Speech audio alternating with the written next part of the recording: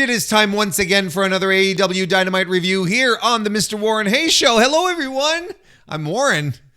We're going to be breaking down and reviewing last night's edition of Dynamite. What day is this today? Today is July 3rd, 2025. So last night would be July 2nd, 2025. Dynamite 300, in fact, is very specifically the show we're going to be talking about. The one that happened in Ontario, California, over there at the Toyota Arena. A great Dynamite. Let's just go right in and like spoil the entire thing. If in case you're thinking I'm going to stretch this out to get, what are his full feelings? No, let's just go right ahead and say it. This was a great Dynamite. This was a great Dynamite that has been indicative of how good AEW has been at how well they've been creating momentum and building on top of them of that momentum, leading into All In, of course, because we're 2 weeks out from All In and things are feeling really, really good. I think they've been doing a phenomenal job putting this pay-per-view together, creating some matches that are captivating AEW fans' attention, that people are excited about, and building a solid undercard at the same time. For the top matches, you really see that there truly was a path for these top matches that was all set out, and it all came together very, very wonderfully. And they're continuing to build interest in them. They're not making any horrible decisions that would distract you from enjoying or enjoying the match or losing faith in enjoying the match. I think they've been doing just like phenomenal stuff, and the TV has been great. They being AEW, they've really found their footing. There's a stride that they're in right now. I think there's multiple things that you can point to. We're not going to get into this right now because I do want to talk about this show. But there's a lot of stuff, a lot of decisions I feel that they've made that have brought us to this point where everything feels cohesive, unified. Things make sense. The people that are featured are people that AEW fans really do want to see on TV in the spots that they're in. That's also very important. It's been a tremendous road to get to All In Texas. I've already started seeing people go, well, how are they going to maintain this after the show? It's like, can we have the show? Can we have the show? Let's have the show, and then we'll sit around and prognosticate and think and, write our thought pieces on how AEW will be able to conserve this momentum and so on and so forth, right?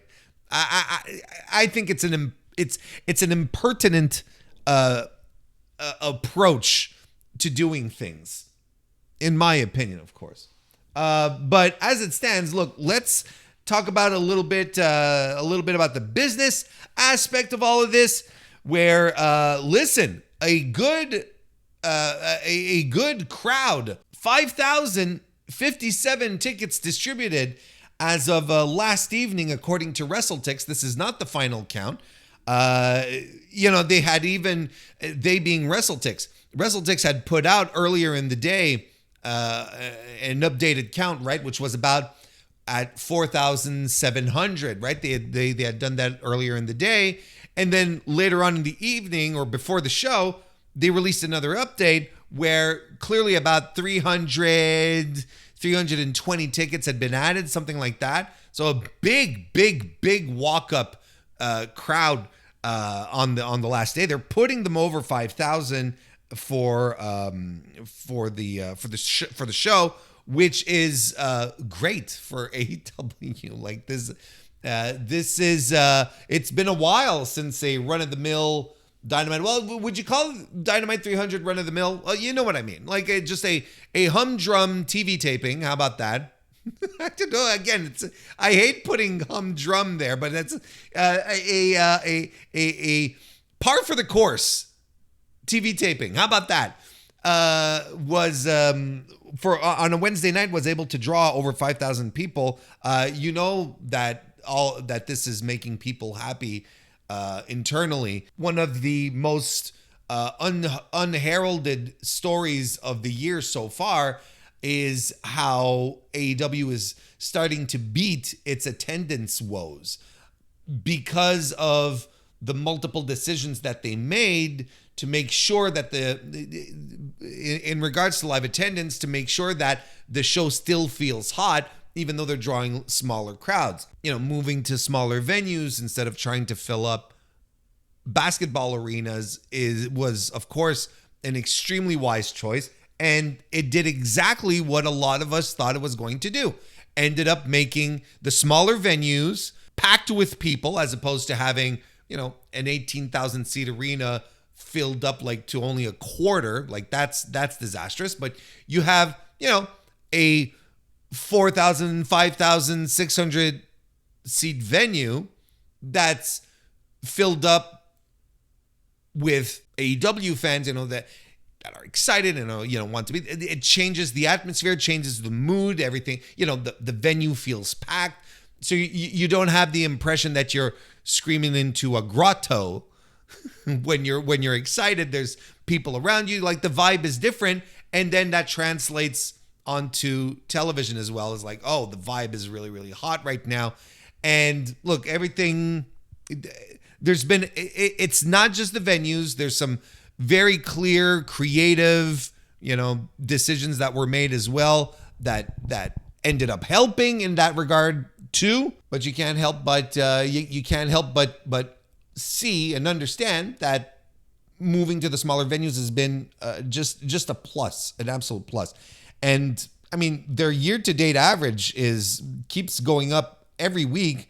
As far as attendance goes, 3,328 tickets distributed on average year to date. That's tremendous. I mean, we were doing, when I say we, I mean AEW, of course, they were doing so much worse just a few months ago. Like, not even a full calendar year. They were doing so much worse.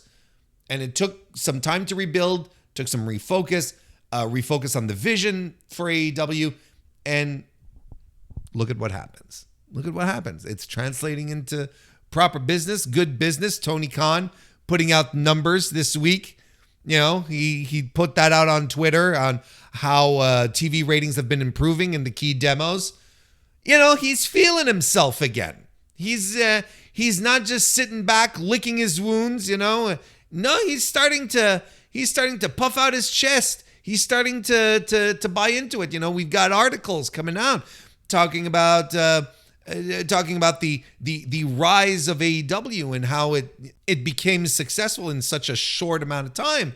So, we're back into a good groove, a good spin here. The grifters have much less of a leg to stand on, because most of what they're doing right now is objectively very good. And I believe we're still in the 18,000 range for All In, I believe, right on the high end. We haven't cracked 20,000 yet. I'm still convinced that this show is going to sell over 20,000 tickets. There's even people that are much more bullish than me saying that we're going to get the 22. But the important thing here that we have to remember for All In is the following. This show is going to be, it already is, I should say, a success. It's going to be one of AEW's biggest gates of the year, as far as attendance goes, as far as money goes, like just revenue. It's going to be its most attended show on North American soil. All In Texas is going to be a success. And I know there's a lot of people that are living through their anxiety again, because AEW fans and anxiety, it goes hand in hand, that are worried that at the idea that, oh, well, I wish we were around 25,000, or I wish we were around 22,000. That would make me feel better. And I'm like, why? Why would it make you feel better? Outside of creating comparisons with WWE, who pack stadiums with their shows, what is the criteria that you're establishing for yourself to make sure you enjoy the show? Again, we've talked about this many, many, many times, comparing AEW to WWE is a futile exercise and something that should not be done in the way that they execute their creative and the shows and whatnot. Like, you always have to remember that WWE is a $1 billion company that has been around for 50 years plus. It kind of makes sense that they're at this stage in this environment. They worked hard enough to achieve this level of success that they have. And it is like, it's unprecedented. It's unseen. It's a unique thing that's going on right now. To say AEW's measure of success is to be comparable to WWE is very, very poor. Packing 20,000 people into a stadium for a wrestling show, folks, just let those words sink into your mind.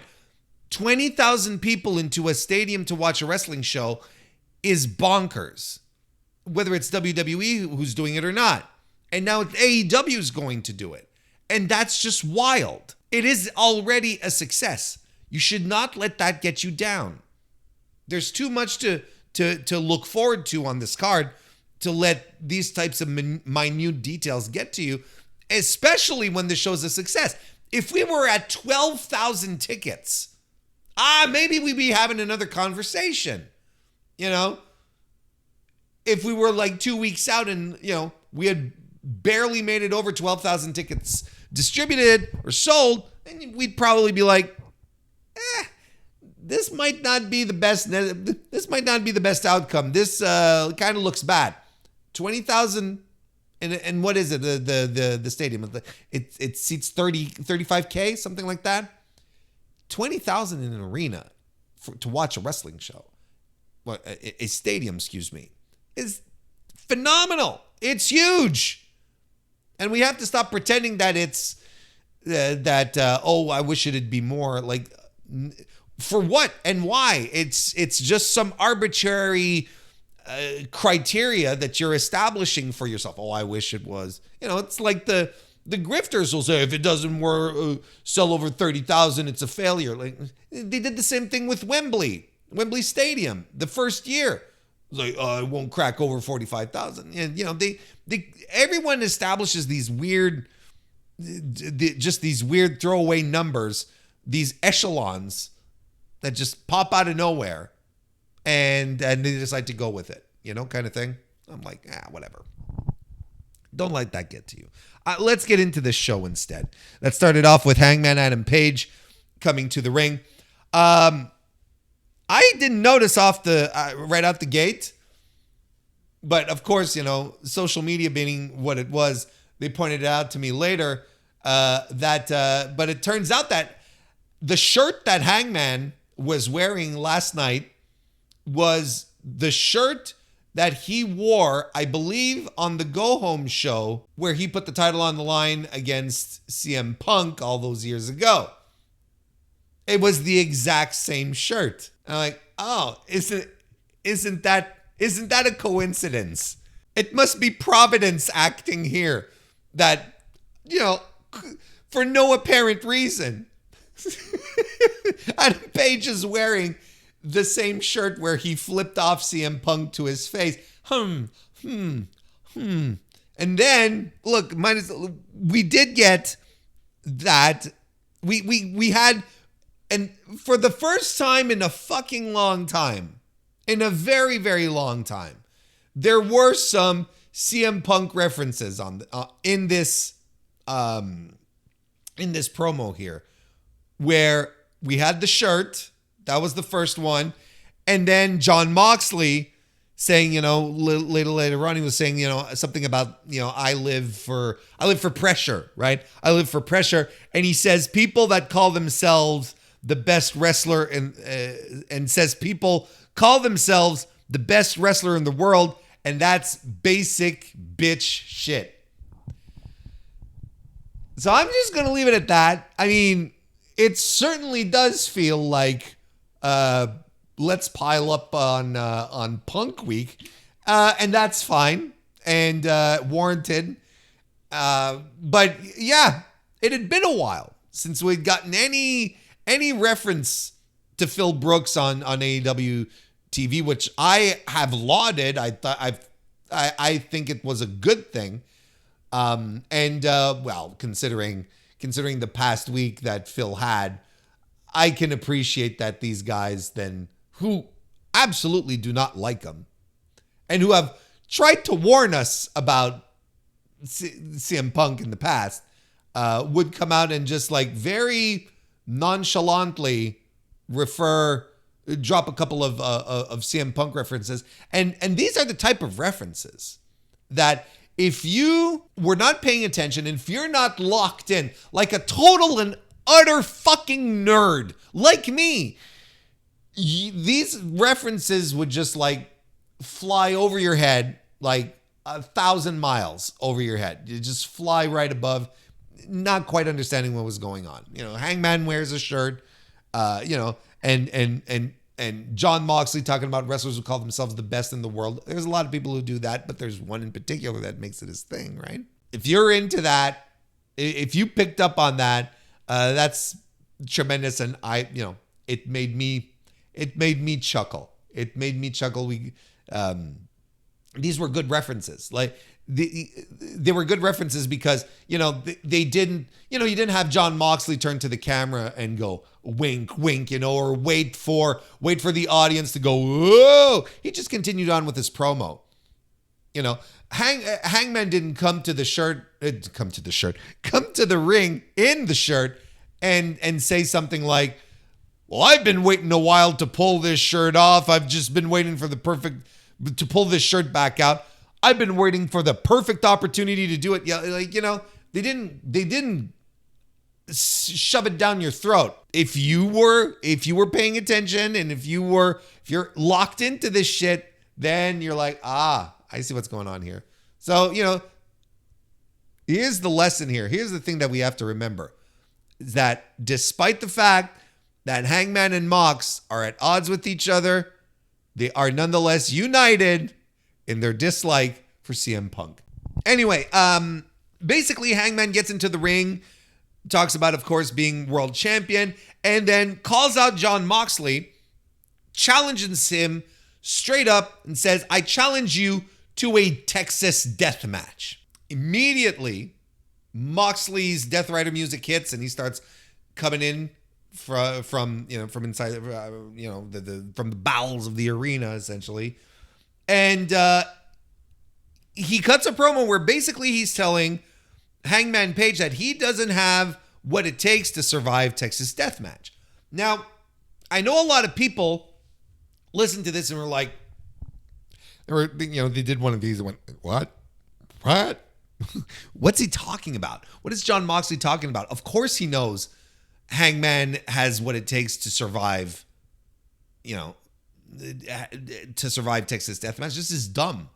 He can't be playing this card here saying you don't have what it takes when the match is Hangman's specialty and has been in some of the most gruesome ones of all time, right?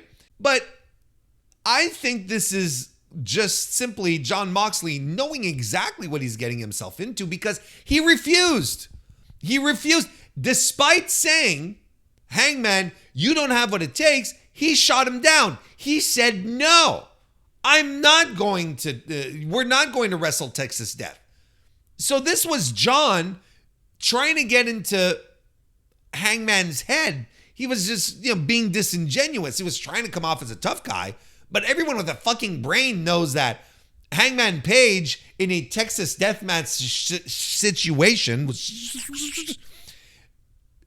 has the complete advantage over his opponent. Moxley knows this. So he wants to refuse, but he's not going to refuse by saying, yeah, I think you're going to beat my ass. So no, he's going to try and turn the table, be a disingenuous heel and say, you don't got what it takes. So that's why I'm saying no, which amplifies the lie in the heelish maneuver here because Hangman Page is the specialist of Texas Death Matches. It's his match. It's his thing. And it's the only, and it turns out to be the only conceivable way that John Moxley can refuse the match. It's by trying to create a lie around and be disingenuous about it. So this leads to Mox and Paige going after each other with some strikes, and Mox takes him down. They do some ground and pound, and Hangman pulls out a fork from his jacket, tries to use it on Mox, but Wheeler comes in, and so Hangman like swings at Yuta. I don't know if he used the fork or not, but he did swing at Yuta. Claudio Castagnoli comes in to assault Hangman, while Mox takes a powder along with Marina Shafir. Of course, after the beating, Paige is back up on his feet. He taunts Moxley. He taunts Claudio, calling him neutered, and whatever. And this segment really I think it really picks up here because he basically calls. He called Claudio neutered, your neutered bitch, or something like that, and Claudio's face is like he didn't like it. I don't know, of course this is all set up, but I don't know how much he didn't like it.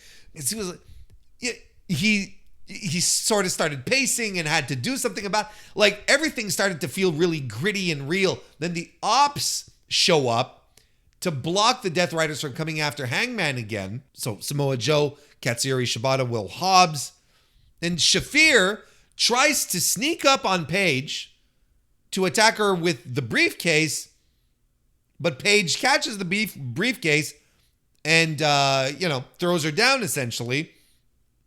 And now he's challenging Mox again he said, come on, do it to Texas Death. And Mox accepts. He's out of control. Paige is, he's back on top of things. He's got people looking out for him. He's so pissed off. He's like, okay, let's do it. And you've got this little smirk of satisfaction that shows up on Paige's face. He's like, all right, mission accomplished. I got you. So we're getting the main event, at least allegedly, right? It hasn't, I don't think it's been 100% confirmed. Again, because there's still the question between whether or not it's going to be the men's title or the women's title that is going to main event. But we're getting Texas Deathmatch for the men's match. And then as Paige is leaving the ring, he sees Marina Shafir back up on her feet, and he buckshot lariats her, takes her down. Again, look, you don't see man-on-woman offense much in AEW when they tease the intergender stuff. You don't see much of that because I think it's overall frowned upon. But this was well done, and I'm okay with it. I don't have a problem with intergender wrestling in any way, shape, or form. Maybe the masses aren't all that much into it, but I thought it ended it spectacularly. Establishes that indeed, Paige is ready to do whatever it takes. He's not afraid of, playing dirty and breaking out of the preconceived notions that people might have of him. Terrific opening segment. Great fucking angle. It really got heated and a little chaotic at the same time, where it's just things are happening and you think the segment is ending, but it's not. And you always get a little something. And Hangman essentially leaves this with what he wanted. He wanted the Texas Death Match. He's going to get it. And that's awesome because the winners ultimately of this situation are us, the fans. We are going to be enchanted by this. It's tremendous. Mercedes Moné then had her match against Mina Shirakawa, defeated her to retain the TBS championship. I don't think... Look, there was a 0% chance that Mina Shirakawa was winning this match. There was a 0% chance she was winning this match. I would have bet the farm, even though I'm not a betting man. And this is not actual financial advice. This is purely for entertainment. I would have 100% bet the farm on Mercedes winning here. And I liked the match. I thought at first it started off a little weird, as if the feeling out period was legitimate, where they were really trying to find their footing with each other. But then when it took off, then it really got super solid. It's some hard-hitting brawling, especially when they go out to the floor. Mina traps Mercedes in a figure four off the apron. There's a tornado DDT off the stairs from Shirakawa, a Meteora by Monet to the floor. And, like I said, brawling, fast-paced exchanges. I thought Mina's strikes were particularly good. And Mina wins. Didn't win, but almost win. This is completely retconning what I just said. She nearly wins when she lands the glorious glamorous driver, But Mercedes kicks out, and she tries to lock in a figure four, if I'm not mistaken, and Monet takes the opportunity to roll her up into a small package for the win. Very good, very, very solid match. If I were, if you want to know what my dopey little rating would be for this, I'd give this 3 3/4 stars. This was an evening of really good pro wrestling on top of it all. There was a lot of stuff happening on the show and some really, really solid, entertaining, good to great pro wrestling. And this kicked it off really, really well. Now, the thing here in the meantime is that Toni Storm came out to sit at ringside, and they were doing the food gimmick again. And I was like, cringe. But Toni just sat there completely motionless and emotionless for the entirety of this match. To a degree, she looked concerned, but she wasn't emoting. She wasn't cutting jokes on commentary. She did nothing. She didn't touch the food. Luther was, shenaniganing it up. Is that a word? Shenaniganing? Is that a verb? Can I shenanigan, you shenanigan, we shenanigan? Is that a thing? Anyway, he was being animated. Let's put it that way. And the entire time, Toni was just sitting there, like doing nothing. And I found that curious, and I don't know what they were trying to do with this. This is what I mentioned earlier when I started off talking about this. There's this one thing that left me puzzled. This is what left me puzzled. I don't know what the thing here is. Now, if there's one thing that I've learned about the Toni Storm angles, is that sometimes they will set something up one week, and you will understand why that thing was set up only a week later. And I think that's what we're going to do here. I think next week we might have a situation, a promo or whatever, where Toni expresses what makes sense, at the very least, of how she was this week. Because it was a little weird. And, Mercedes during the match is taunting Toni, she, doing the heel things. And Toni was just sitting there. So I'm curious to see how this is going to go down, but a really, really good match. A really, really good match. And after the match, leading after all of this, Mercedes then attacks Mina Shirakawa. Toni Storm comes in to make the save, but Monet clocks her with the TBS championship and leaves her laid out. And she even she takes a glass of what I think is supposed to be champagne, but it was so clear. It was absolutely water. It was 100% water, and she throws it on Luther for what it's worth. Yeah. So maybe not their strongest angle, but I feel like next week might lead to, I think the go home show on Dynamite might lead to something a little bigger. Then we have the Young Bucks, who are in their hometown, or at least, Ontario, California, and Rancho Cucamonga.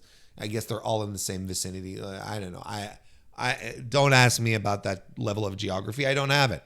But so they're around in their hometown. They're happy to be in their hometown, and they have a limousine that they customize using the company card. They were saying they customized it so that, they'd go around town and visit their old elementary school and neighbors and whatever the fuck in this limousine. So, okay. MJF defeated Anthony Bowens, AR Fox, and Brody King to determine the number 2 spot in the Casino Gauntlet match. I don't think there was any surprise here, especially after Mark Briscoe won last week, and MJF and Mark Briscoe have been having a little program to sort of add some spice to the gauntlet here. This was a good match. I enjoyed this tremendously. Once again, you have Brody King, who is getting himself more and more over every week because he's great and he's awesome. And then he's doing the thing with, politics and whatnot. That's getting him over with a certain segment of the crowd as well.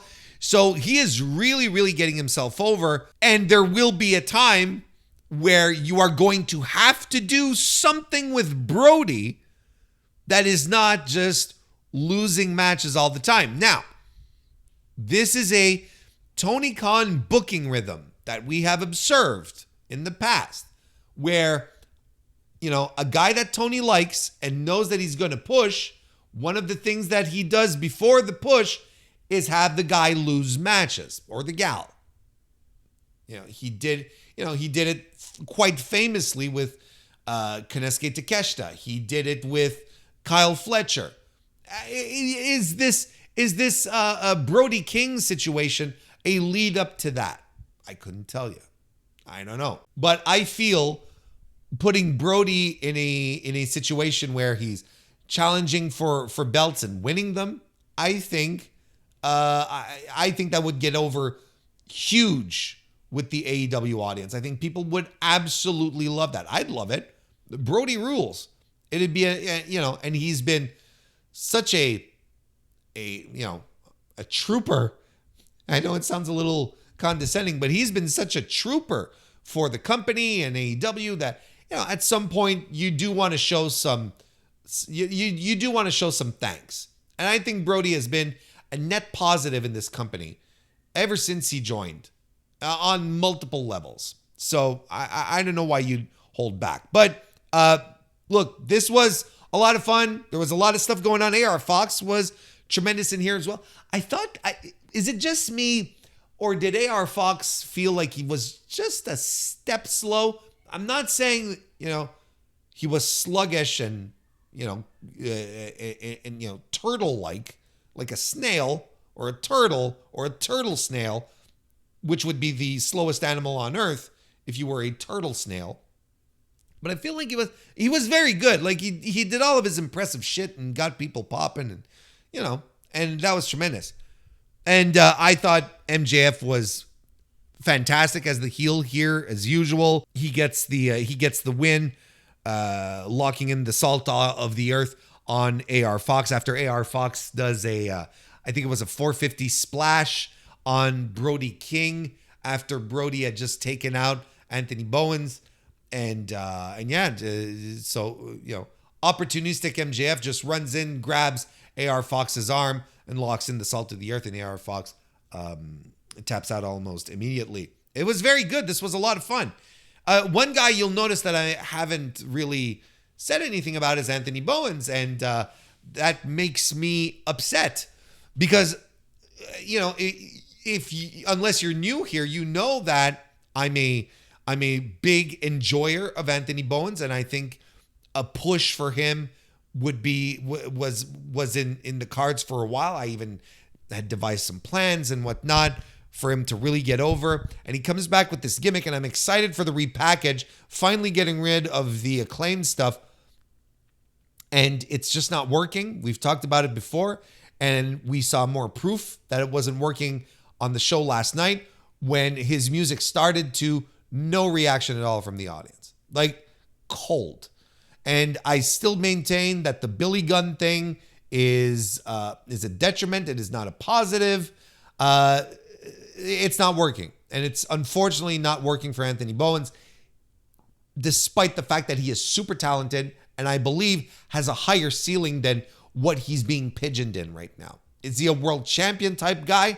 I don't quite see it, but he's better than Jobber to the Stars, which is what he is right now, getting no reactions from the crowd. Like, in principle, all of his thing, the 5-tool player, the pride of pro wrestling, in principle, I'm into it. It makes sense and I like it, but goddamn, it's not connecting. It's not getting that crowd connection that he should be getting, or that, a push should be generating. But then again, you'll argue, but Warren, what kind of push is this if he's losing his matches all the time? And this is fair, but he's not getting reactions.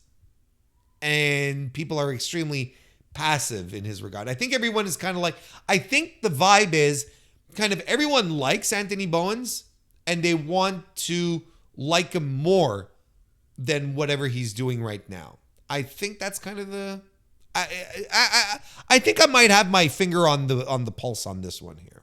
After the match anyway, Mark Briscoe comes in wearing an MJF has a tiny kosher pickle t-shirt. They're going to try and they're going to try and milk that one off of Mark Briscoe's comments last week. Look, I'm going to tell you straight up, like, this is exactly the kind of wrestling merch where I'm like, where do you wear this? Like, you wear it at a show, but there is no other way, no other place on earth that you wear this, that you don't go to work in this, you don't go to church in this, Where do you wear this? In the street? I'm not wearing a t-shirt talking about another man's little pickle. The fuck? Whatever. I get it. It's also a gag t-shirt. And Warren, you're in no position to talk because you have a Redeem These Nuts t-shirt. Fair. It's fine. Anyway, Briscoe, basically, he's excited to have some one-on-one time with MJF because he's the number one. He has the number one spot for the Casino Gauntlet match. And MJF has the second, so he's looking forward to getting some one-on-one time. And he challenged MJF to a talkie talk next week, which I'm looking forward to. And I think has the potential to be really great because Mark Briscoe, if he goes into Wildman mode, it can be a lot of fun and a great contrast to MJF's style as well. So there you go. Then once Mark Briscoe leaves, then Jet Speed come out. And they come to attack the Hurt Syndicate because they laid them out last week. And they have the rib tape, they got put through a table. And they both have, the DDP rib tape, right? And I'm going to tell you, straight out the gate, Kevin Knight wears the rib tape better than Speedball does. Like, it looks a lot better on Kevin. Like, if Kevin Knight wanted to do the DDP rib tape gimmick, he's suited for it. That'd be great. Speedball, not so much. I can't say it fit him as well. But basically, they come out for some retribution. They get the piss beat out of them by the Hurt Syndicate, who leave. But then Speedball get back up, and MVP sends the boys, then sends Shelton and Bobby after Jet Speed again to beat the piss out of them one more time, and they do, and then they get back up, and Kevin Knight's on the microphone and says, "You can't keep us down," or whatever, and the crowd is slowly getting into this. Crowd is sort of like, yeah, these guys have no quit. They're not going to give up. So they go back a couple of times, right? I think it was 3 times. And then they get back up after the 3rd time. And then MVP's like, nah, stop it, guys. This is not worth it. They're baiting you, whatever the fuck. So they went away. So clearly we are absolutely setting up the match for All In between these two teams here. And I like this. And I think there's some people who saw this as, oh, what a way to crush your challengers. But no, I think the challengers look really, really good here. Like, it it shows that, okay. It shows that despite the fact that Kevin Knight and Speedball are smaller in stature, smaller in size, they have the heart, the determination, the endurance to put up with a Hurt Syndicate beating. So it establishes the fact that they might stand a chance to beat these guys, which hasn't been the case for any of the teams that the Hurt Syndicate have faced off so far. As it stands right now, this is the first team that has put up a fight, and that's crucial. And I thought it was really well done, and the crowd was into it. The crowd was like, let's go. Like, they were getting behind Speedball and Kevin Knight when they realized, okay, they're just getting back up all the time. And the Hurt Syndicate, they just can't kill them. So now, at the very least, this tag team match feels like we could have a title change. Otherwise, it'd just be like, oh no, the Hurt Syndicate, these two huge hulking beasts are going to destroy these two skinny dudes. Well, they're not skinny, but these two smaller guys. But not necessarily anymore. I thought this was really well done, and I'm into it. Kensuke Takeshita and the Young Bucks defeated Bandito and the Paragon duo of Roderick Strong and Kyle O'Reilly. And I fucking loved this match. I thought it was tremendous, fast-paced trios match with so much, again, like great creativity and energy. And the guys just getting their stuff in. The Bucks are so incredibly good in these trios matches. Not that long ago, the Young Bucks were clearly like in neutral. They were just coming in, they were doing things, and they were good and all, and that was that.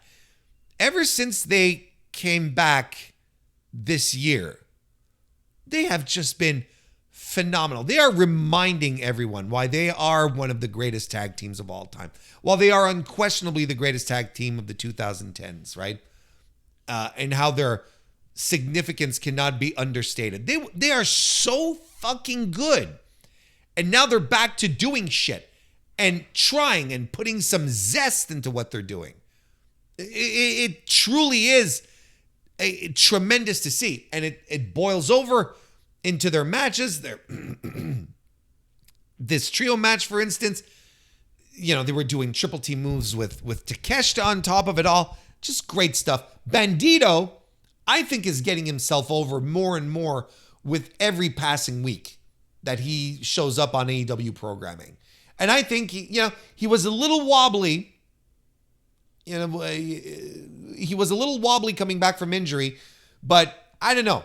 For the past couple of weeks, he's been tremendous. I think the week he spent in Mexico really lit a fire under him as well. He's exciting. And I think the crowd is finally latching on to him.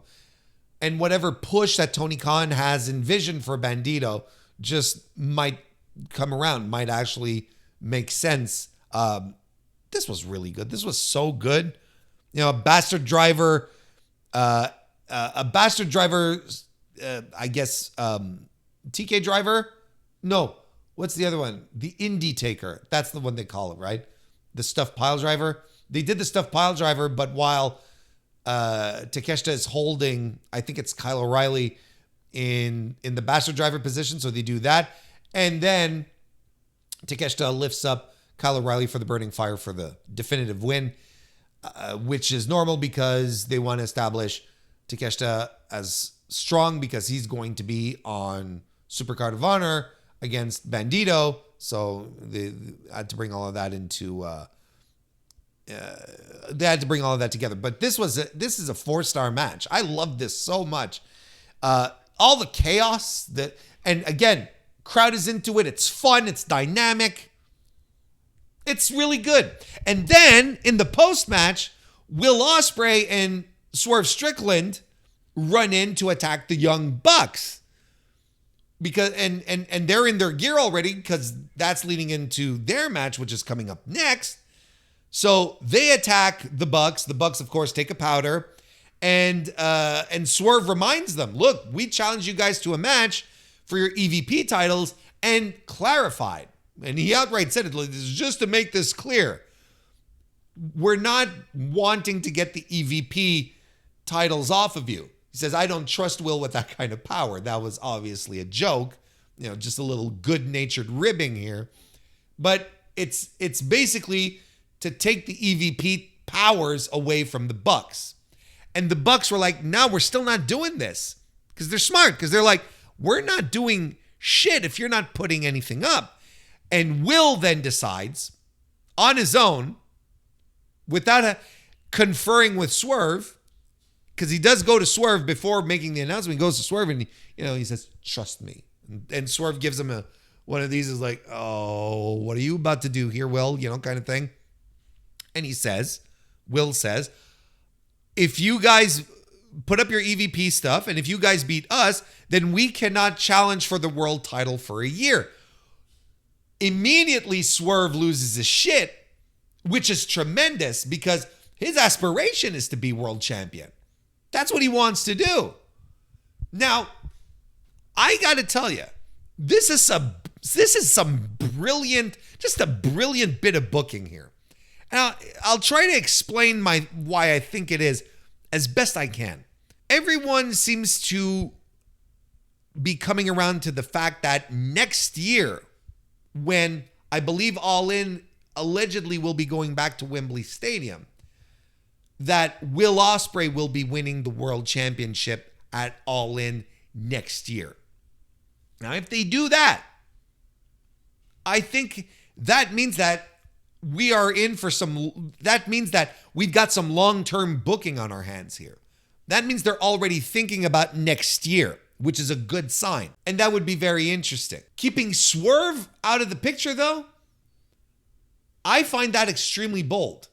And you might, because I find it very bold because Swerve, as we know, puts a lot of stock in the world championship. That's what he wants, to be world champion again. And a lot of people want him to be world champion once again as well. And the idea of Hangman winning the title at All In did pose that conundrum, right?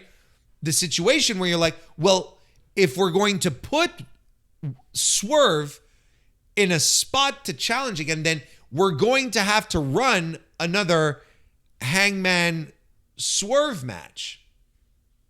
We're going to have to do that. And that is a huge match for AEW. That's a big time match. So the question is, do you want to do that? Or do you want to hang on to that match for, later? Look, in any circumstance, if you do that, then it solves your problem where Hangman, who is probably going to enter a babyface, like a full-on babyface role now, as if he's not already, but, really, truly babyface, won't have to be confronted with the idea of him being a true babyface champion, but refusing, let's say, to fight against Swerve Strickland because he doesn't want Swerve to sniff the world championship. That he's adamant on that. So by keeping Swerve out of the picture for a year, you've settled that issue. You've settled Hangman and Swerve not confronting each other for the world championship, and Hangman potentially looking like a heel because he doesn't want to defend against Swerve.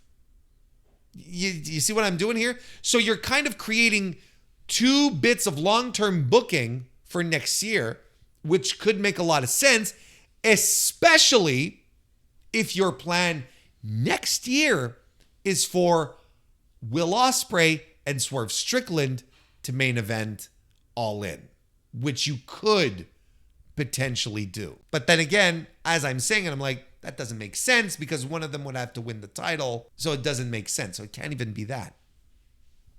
I auto-corrected myself on that one. It doesn't even make sense because that would mean either one of those two guys would have to win the title in the meantime, and they can't because they'd be kept away for a year. It's very interesting nonetheless. Like, it's a very, very interesting bit of booking, because if they go that route, that means that they have a long-term plan set up for All In next year, at least for the World Championship, right? And for Swerve and Ospreay. At the very least, they have plans for that, because they're not going to Swerve Strickland and saying, hey, so the gimmick is that for the next year, you're not going to be able to challenge for the world title. You'll be out of the title picture for a full year. They're not going to come up to him and give him that without Swerve going, okay, then, so what's the cool plan for me then? So then they obviously have something up their sleeve for Swerve as well. I'm 100% for some long-term booking. I'm completely okay with this. I don't have an issue with this in the least. And I think it adds a really interesting element to this match, that it adds just enough stakes for you to be like, okay, now I can't see necessarily a clear-cut winner.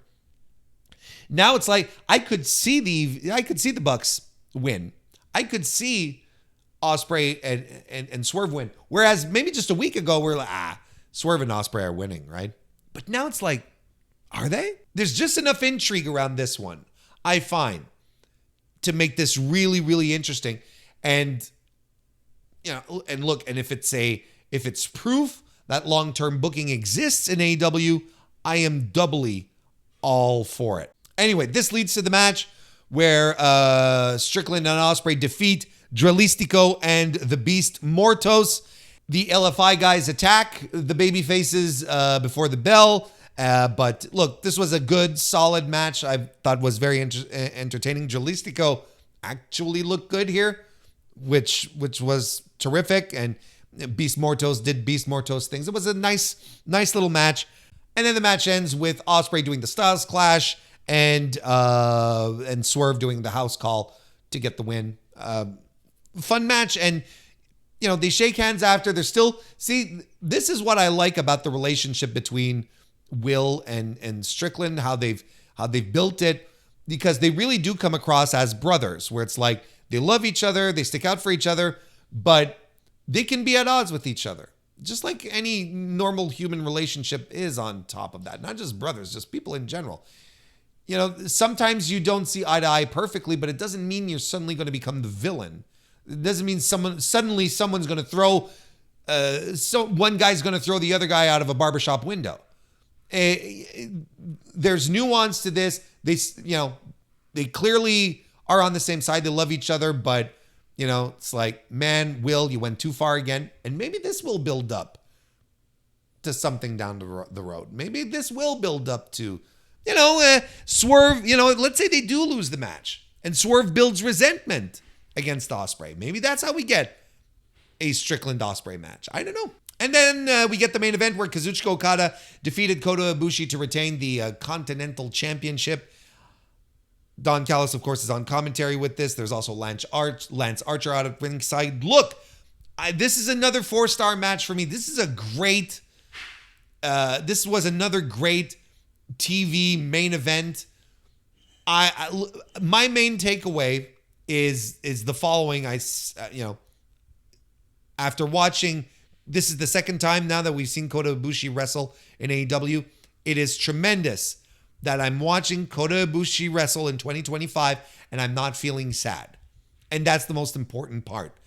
Is he, the golden star from 5 years ago? Of fucking course not. He's whatever he's been through, his injuries and whatnot, he's not the same guy. He's not as snappy or springy as he was, but he's not bad. He hasn't turned into, he dragged himself out of the shell he had created when he made his comeback and wrestled Joey Janela and showed up in the blood and guts and everything was a fucking disaster. The DDT match, just disaster after disaster. Now he comes in here and he's wrestling and he looks good. He's doing, and kudos to Okada, doing avalanche tiger drivers. And Kazu's taking them.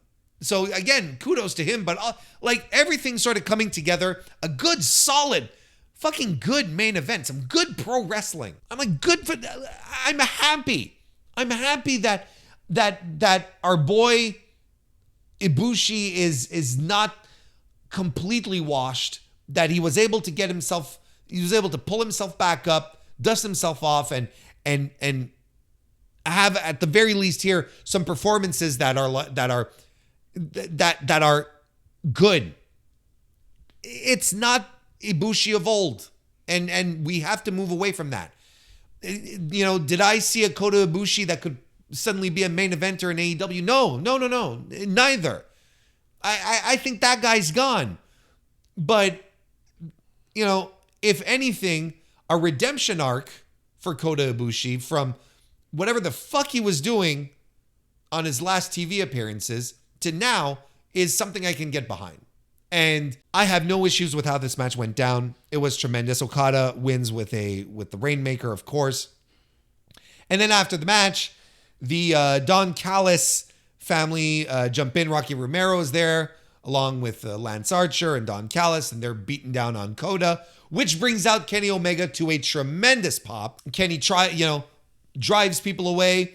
You have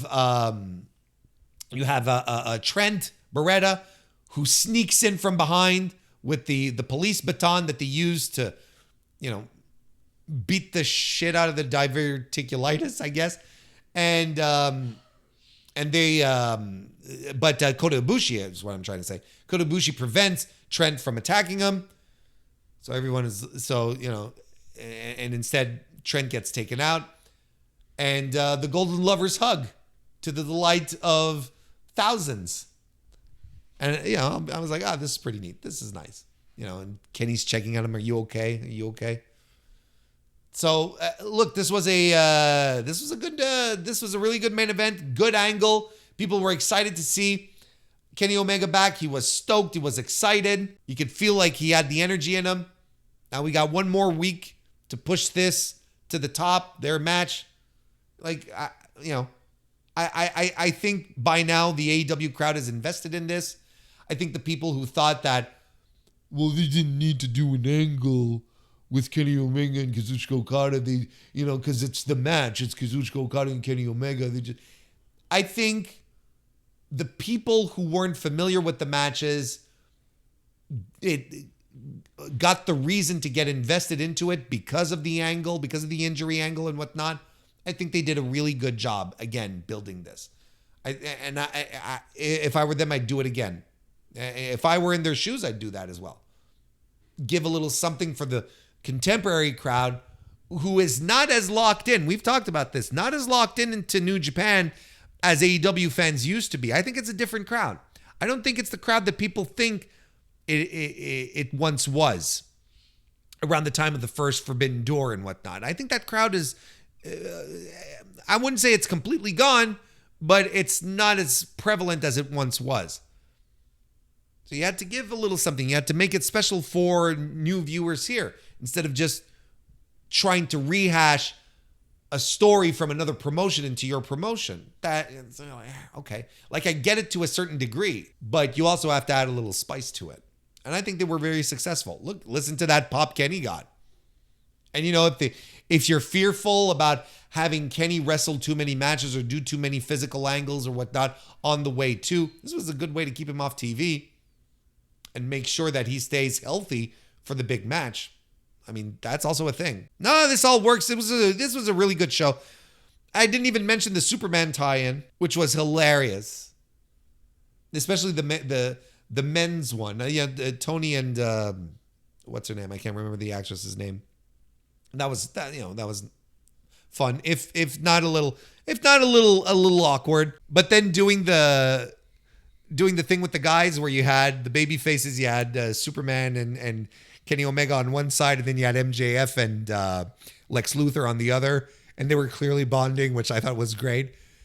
Max was such a natural and just played off well with Luthor. It wasn't really the characters. I just can't remember their names. I can't remember the actors' names. So I'm just calling them by their character names. They weren't portraying the characters, although they were exhibiting, villainous tendencies, right? Whatnot. And Kenny was there with a cape on. He was going, shh. And I always pop when Kenny Omega has the opportunity to come across like a huge nerd. I don't have a problem with it. It's what makes him so fucking endearing. Anyway, that about wraps it up for this review. Hope you enjoyed it. Thank you very much for watching, for listening. And if you haven't already, leave a like on this video on YouTube, 5-star review on Apple Podcasts, 5-star rating on Spotify. I'll be back later today on Thursday. If you're listening to this on the Thursday, I'll be streaming on the YouTube channel, so that'll be awesome. And quick housekeeping note as we're going out here. I'm not sure what kind of schedule I'm going to have for the Dynamite reviews over the next couple of weeks because I'm going to be traveling quite a bit. I'll be going to All In.